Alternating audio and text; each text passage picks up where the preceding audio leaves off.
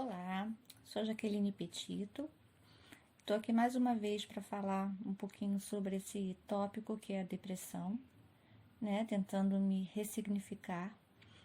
Eu vou falar mais um pouquinho sobre esse meu livro, né? Que eu falei para vocês em um outro post, que é A Depressão Não é Fraqueza, do Dr. Leandro Teles, que foi indicado pela minha terapeuta, né? Minha psicóloga, a Monique Silvestre.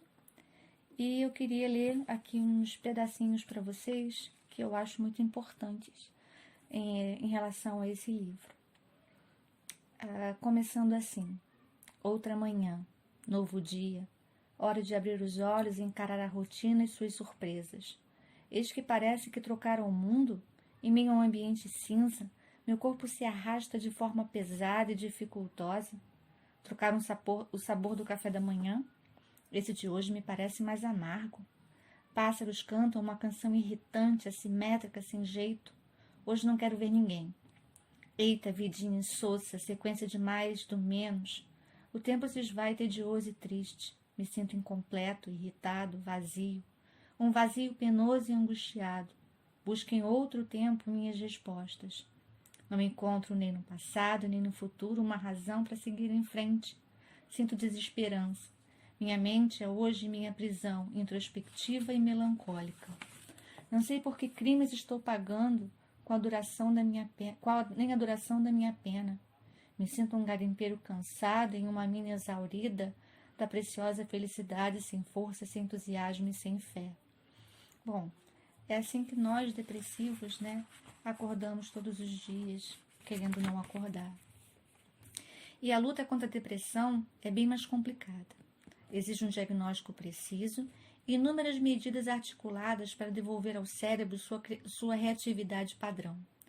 Muita gente que questiona a existência da depressão entende apenas de tristeza, mas nunca viveu nem um dia sequer de depressão. Em um mundo cheio de opiniões e onde todo mundo é especialista em tudo, muitos acabam julgando e mensurando o outro com a sua própria limitada régua, agravando uma situação que já é complicada por si só. A esses, eu me dirijo mais uma vez. Depressão não é tristeza, não é frescura, não é doença de rico e não é fraqueza de personalidade. Ninguém entra nem sai de um quadro depressivo ao bel prazer da vontade ou por desejo consciente. Depressão é um problema de saúde pública que importa a mim, a você e a todos que buscam compreender, prevenir e combater as vulnerabilidades da mente. Por fim, deixo o principal e inequívoco motivo para classificar a depressão como doença. Potencialmente grave, ela mata, e mata de verdade. Mata de morte morrida quando abre as portas do organismo para doenças oportunistas, e mata de morte matada, autoimposta e deliberada quando alguém sente que a existência é insustentável. Atualmente, o suicídio mata cerca de 1 milhão de pessoas ao ano pelo mundo. O transtorno mental é sua principal causa, sendo o episódio depressivo o diagnóstico mais provável. É um problema emergente, alarmante e progressivo, que cresce principalmente entre jovens, adolescentes e idosos. Muitos casos de suicídio ocorrem sem que a pessoa tenha sequer recebido o diagnóstico. Que triste, né? Vamos lá, vamos continuar aqui com mais um pedacinho para vocês. Vamos falar um pouquinho agora de tristeza. A tristeza é uma sensação humana natural, uma resposta cerebral ao descontentamento, à perda ou à dor. Se o contexto estiver desfavorável, naturalmente me sentirei triste. E essa tristeza é saudável, pedagógica e eloquente. Ela está em congruência com uma ocorrência ou determinado contexto. Todo mundo fica triste uma hora ou outra, e precisa realmente ficar.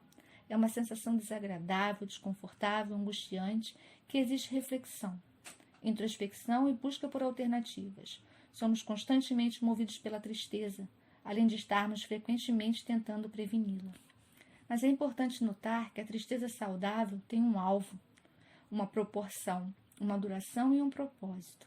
A tristeza vem, cumpre seu papel e passa. Pessoas tristes não ficam incapacitadas, não perdem a capacidade de extrair prazer de outras atividades fora do contexto de seu sofrimento momentâneo. Não altero de forma intensa e relevante o funcionamento do seu organismo. Tristeza não é doença, é ferramenta mental. A existência de uma dor psíquica é fundamental para o adequado funcionamento da mente humana, pois nos projeta a frequente, nos deixa atentos, nos dá um feedback negativo, claro, de que algo não vai bem, mas cobra condutas.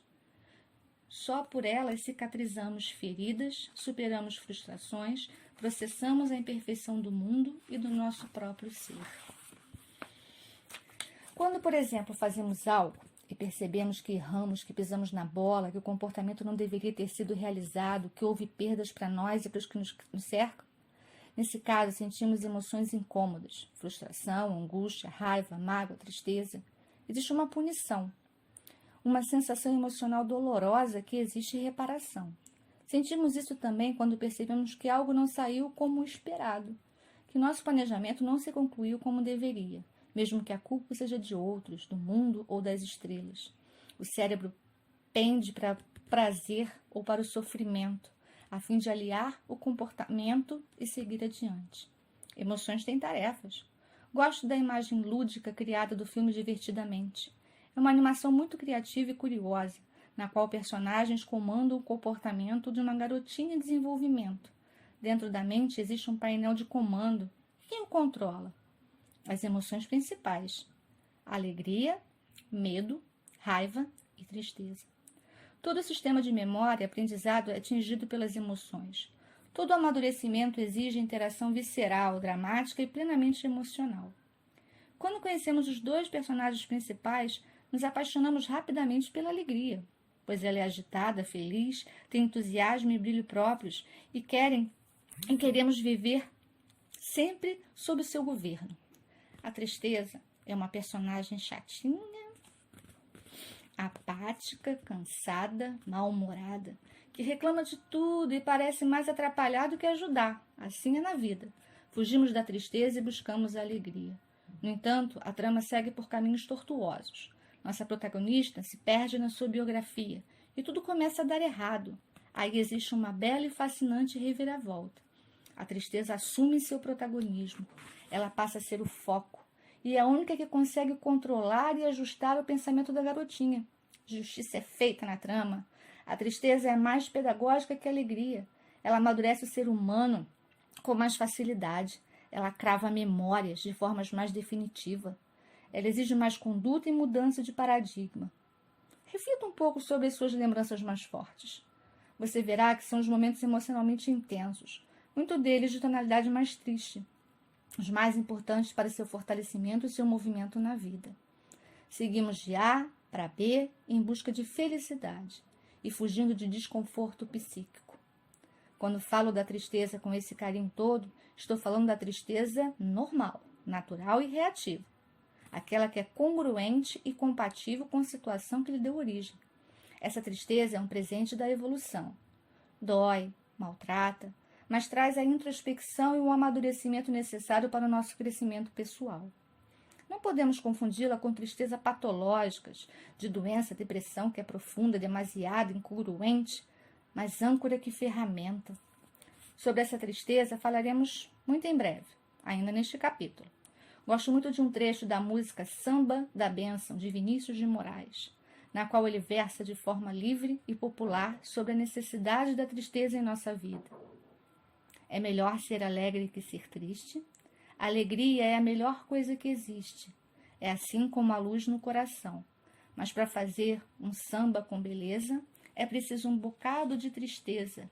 É preciso um bocado de tristeza. Senão, não se faz um samba, não. Porque o samba é a tristeza que balança. E a tristeza tem sempre uma esperança. A tristeza tem sempre uma esperança de um dia não ser mais triste, não. Esses versos trazem sabedoria. Desta passagem eu gosto particularmente de: a tristeza traz sempre uma esperança de um dia não ser mais triste, não. A tristeza traz sempre uma esperança de um dia não ser mais triste, não. Esse pequeno verso reflete sobre o que tem de tristeza dentro da alegria e o que tem de alegria dentro da tristeza, pois elas são, no fundo, farinha do mesmo saco, polos de um mesmo espectro de emoções. podendo se obter com apenas perdendo um pouco da outra.